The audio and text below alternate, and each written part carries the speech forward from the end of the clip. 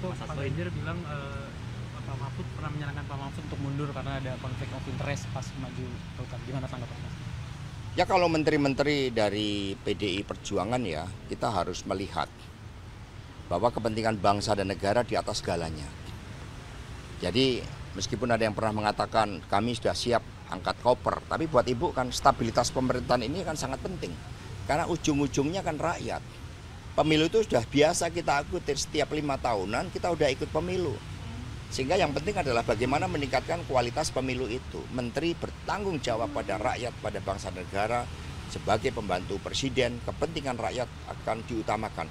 Kalau kita misalnya melihat zaman Pak Harto ada menteri-menteri yang mundur, kemudian menyebabkan Pak Harto juga harus mundur, kan kemudian menciptakan kegoncangan politik.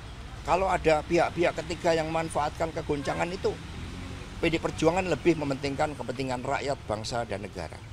Bukan sekedar ambisi perorangan. Kalau ambisi kekuasaan gampang. Dengan diperpanjang masa jabatan presiden, PD Perjuangan akan mendapatkan manfaat.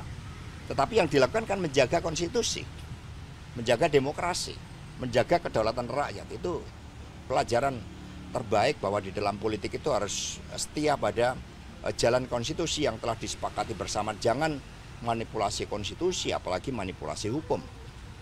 Pasti penegasannya jadi artinya ada ya Pak ya, menteri dari kader PDIP yang meminta arahan dari Bu Mega terkait dengan Ya situasi. bukan meminta arahan lah, jadi dalam pengertian ya siapa kan tidak kaget saat itu. Karena kita udah biasa bersama ya 23 tahun. Tetapi Ibu tetap memberikan garis kebijakan bahwa kepentingan rakyat, bangsa dan negara harus diutamakan.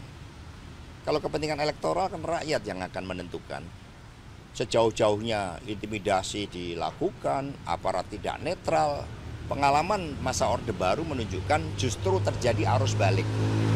Pemimpin yang merakyat, Pak Ganjar, Prof. Mahfud, yang merakyat, berjuang bagi kepentingan rakyat melalui penegakan hukum, belusukan, program Bansos, BLT, melalui KTP Sakti, itu yang akan mendapatkan dukungan dari rakyat. Itulah yang sejak awal kita bicara apakah seorang yang sekarang menjabat di dalam jabatan publik, apalagi selevel menteri itu mundur atau tidak. Gubernur, bupati, wali kota mundur atau tidak. Semua di jabatan publik. Ketika keputusannya tidak dan diperbolehkan, maka ada potensi konflik of interest.